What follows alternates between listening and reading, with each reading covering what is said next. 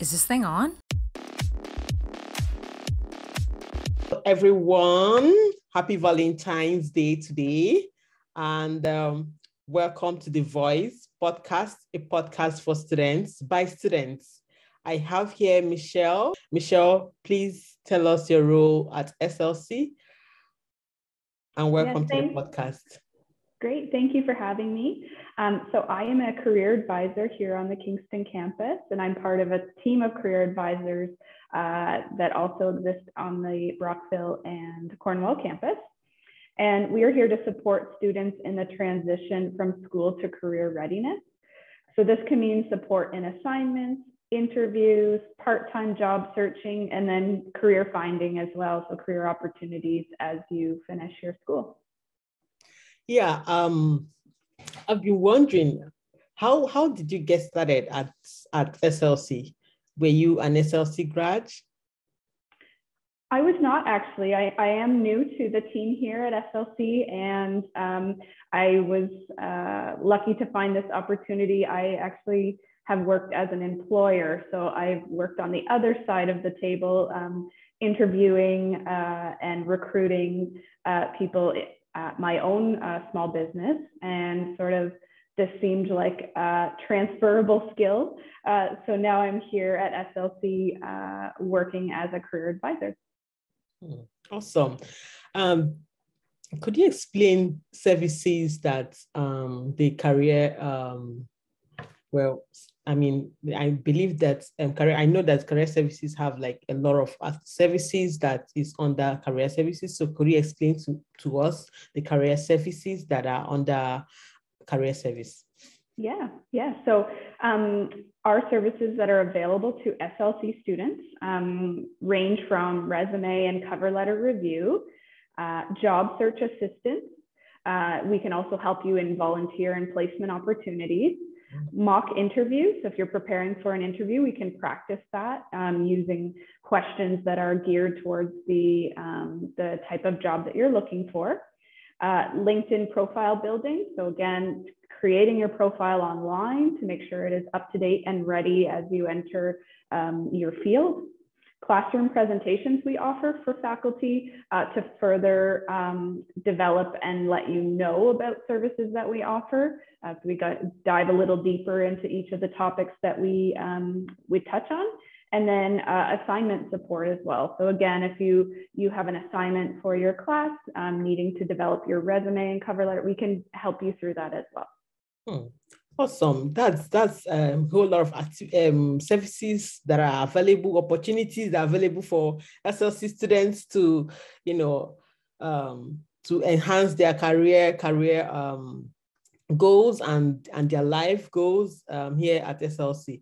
So I hope students will be able to seek these opportunities to craft their resume, prepare for their interviews, and even academic reviews, for their assignments and all.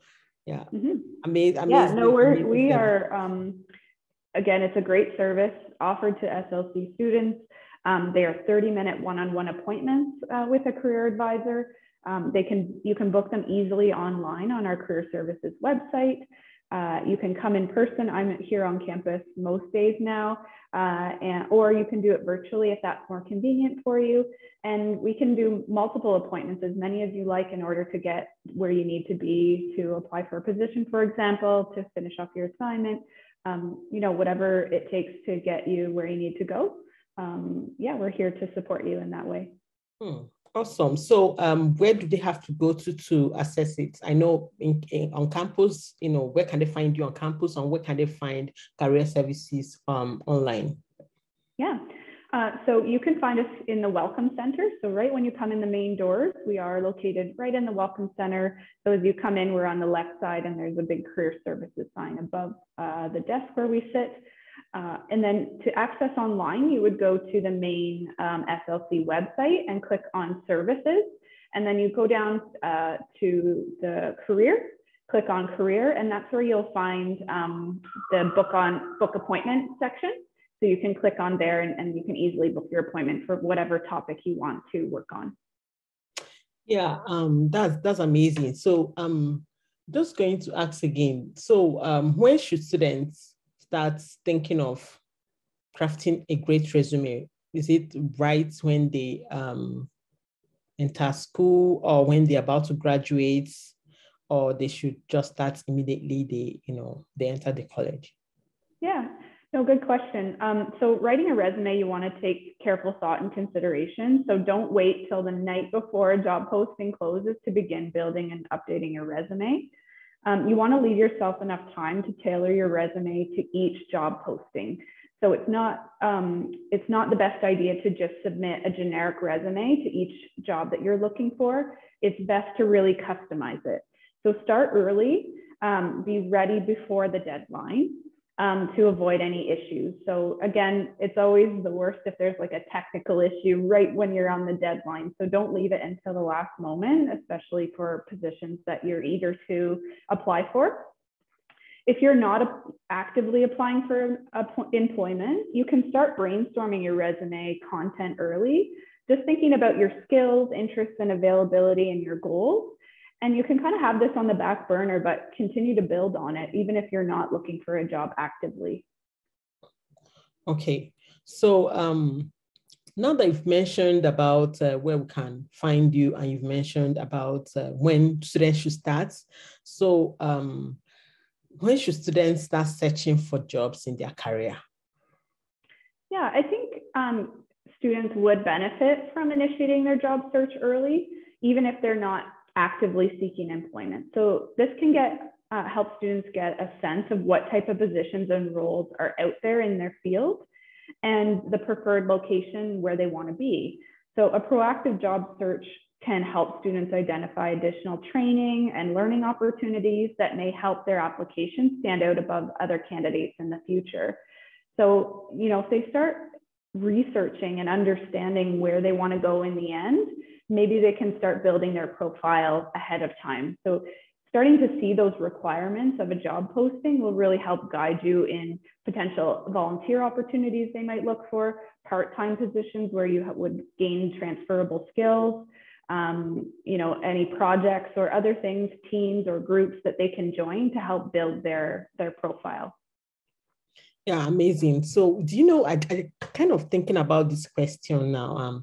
I'm thinking that before even you start, college, you should be able to, look up some job postings and, be able to know which one you want, which field, which career you want to, go into before you start. Because at the end, you see, you are doing probably a course, and it's not really relevant to where you really want to go to at the end. So you kind of start taking lots of different courses and all that. So I'm just thinking that you should start really very early, probably put immediately after you finished your high school or secondary school, and start looking for jobs that you think you think you'll be fulfilled in, and what the pay scale is, because sometimes it all boils to what the pay scale is and where you can get fulfillment, what your interest is in.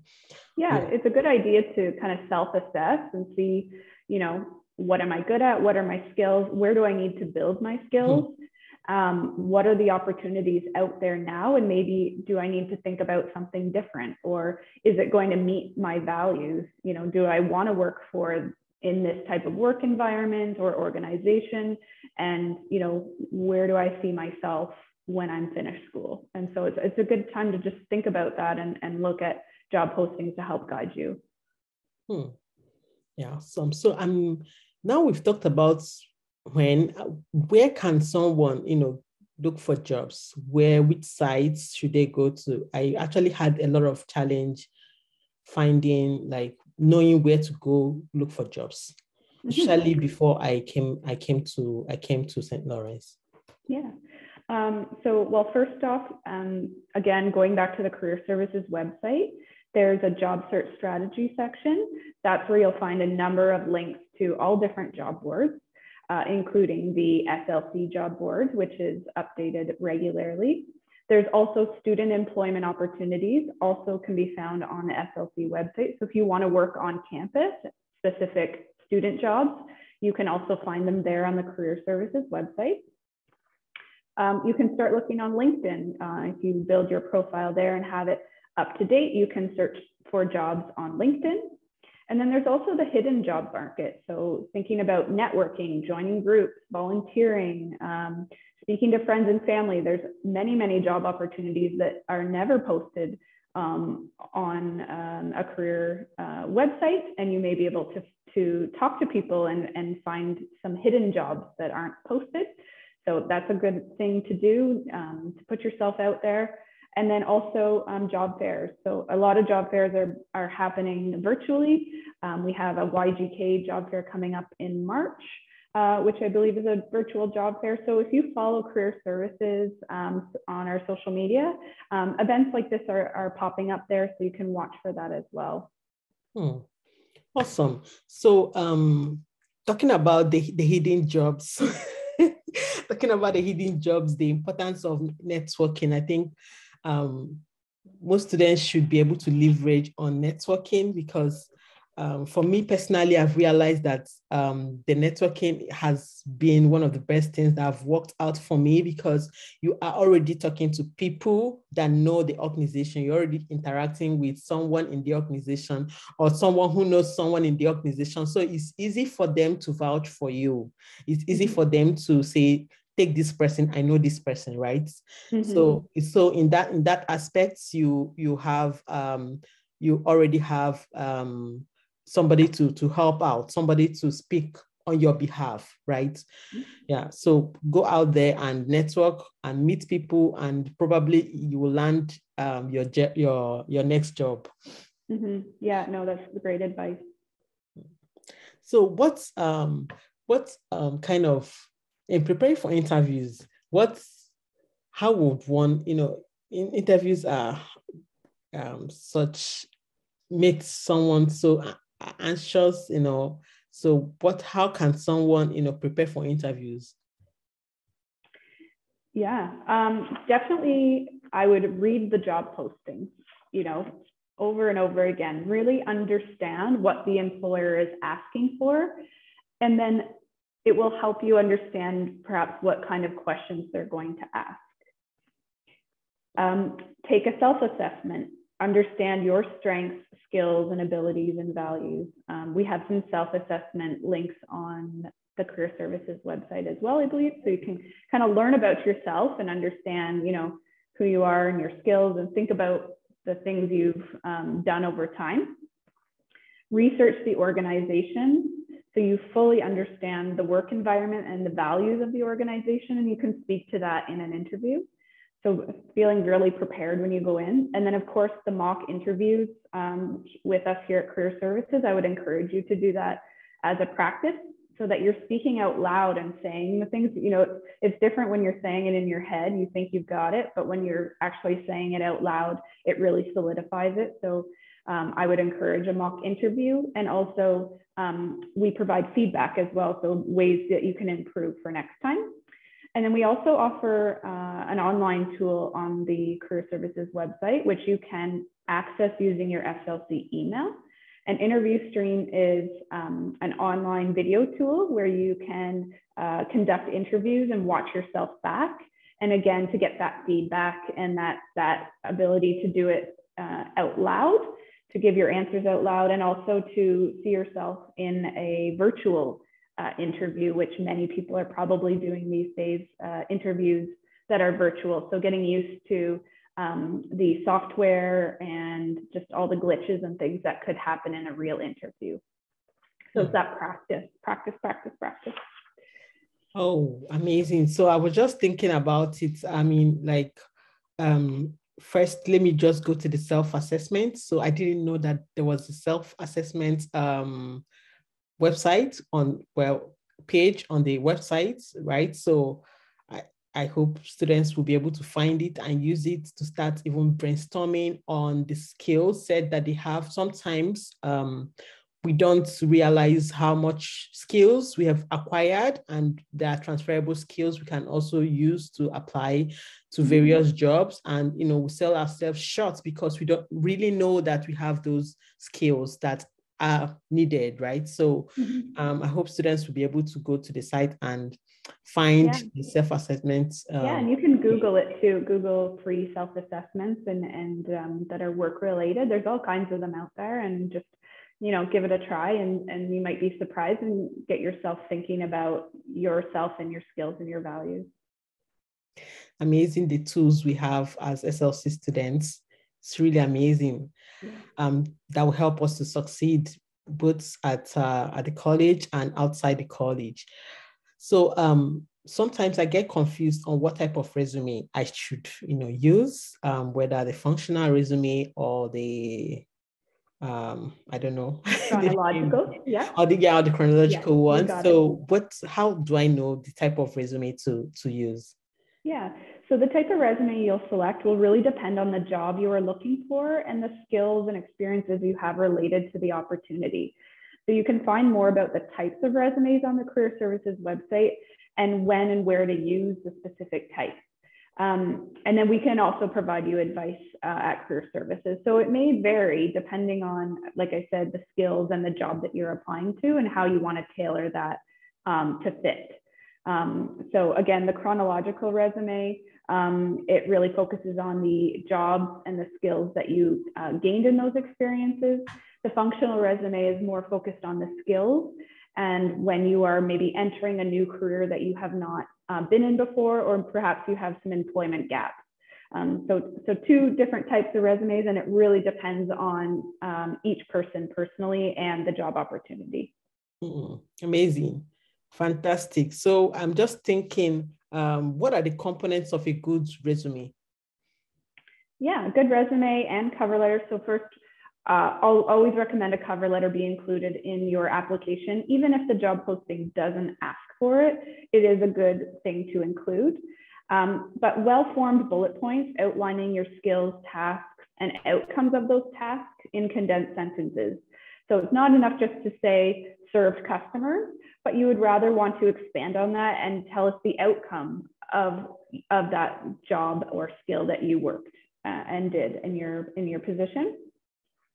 The resume should be customized and tailored to the job posting, so it is not generic. You want to make sure that you're really pulling out those key skills and requirements from the job posting and tailoring your resume each and every time. You want to make sure the information you have on there is relevant to the job. So if you have transferable skills that you've done in other positions, you want to make sure that you are picking out those skills that are best suited to the job. And then free of grammar and spelling errors. So you want it formatted consistently as well throughout and easy to access the information and just really easy for the employer to read. You want to remember they're only looking at your resume for 6 to 9 seconds. So at first glance, they want to be able to easily look through the information and see whether you meet the requirements or not.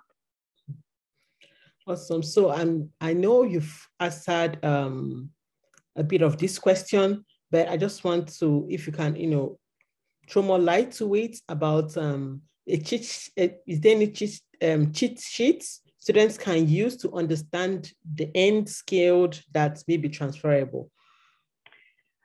I would recommend, again, that self-reflection exercise. So you can do an interest search for top transferable skills for the workplace. So this would be often field specific. So from there, I would then encourage students to run through a list and ask themselves, do I possess this skill? And if yes, how and where I have demonstrated those skills. So again, just kind of creating almost a brainstorm of things that you have done and reflecting on that to sort of start to build your skill set that are transferable. Awesome. So how can one manage anxiety during interviews? I know, like, you've prepared your resume, you've prepared your cover letter. It's now the time for an interview and your nerves are up there. How do you manage it? Yeah. Well, I think, again, if you're prepared, if you're doing all of the things that you should do ahead of time, practicing your answers, that will ease some of your anxieties. wearing something cool so you're not super hot if you tend to be hot. Just think of all the things, that could affect you. Arrive early. Make sure you're not at the last minute. Set out your clothes the night ahead of time so you know what you're going to wear. Don't just do it that morning. So be prepared in that way. So if it needs ironing or anything like that. So just setting yourself up for success. And then again, like that practice and the mock interviews ahead of time. And then just think of every opportunity, even if you don't get the position, is an opportunity for learning. And each time it will get easier. So just if you're not successful, just think of it as an opportunity to grow. Oh yeah, I'd say the process is, for me, I say usually the process is what's more important than the results. So the process of just going through 1-2 interviews, it's more important than just getting that job, because the practice I'm doing with, like the interviews, all the interviews I'm doing is a preparation for me to land my next job. So That's sometimes right. the process is more important than the result. So but I don't think I have any more questions. So what are your last words? Oh, I just encourage students to use our services. We are here to support you. And it just helps, build, in whatever way you need. But, a lot of people have trouble speaking about themselves in a cover letter, for example, and just getting another person's opinion on it could just help you further your opportunities in your career and beyond. So yeah, awesome. Thank you so much, Michelle, for sharing this valuable insight and information to us. The information is on the website, but I tell you, most people don't even know that the information is there, and they are able to access career services. They are able to have their resumes prepared for interviews, and even have their skills reviewed. And yeah, it's been amazing having you on the podcast, and thank you so much for joining us. Thank you. Wonderful. Thanks for having me. Take care. Happy Valentine's Day. Happy Valentine's Day to you as well. Please listen to us on all our social media. Follow us on all our social media handles at SA Voice Podcast on Facebook and Instagram. And listen to us on all listening podcast channels at The Voice Podcast. Thank you, everyone, and bye. Bye-bye.